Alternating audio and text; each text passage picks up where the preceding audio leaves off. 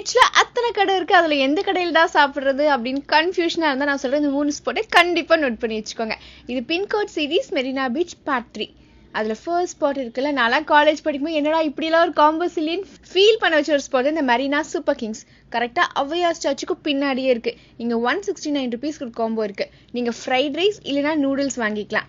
அது கூட வந்து pepper chicken, crispy sassy chicken, Japan chicken, chilli chicken, ஏதாச்சும் ஒரு ஸ்டாட்டஸ் நீங்களே சூஸ் பண்ணிக்கலாம். ஆக்சுவலா 169 ருபீஸ்க்கு அவங்க கொடுக்குற குவான்டிட்டி செம்ம ஒர்த்துன்னு சொல்லுவேன். டேஸ்ட்டும் நல்லா தான் இருந்துச்சு.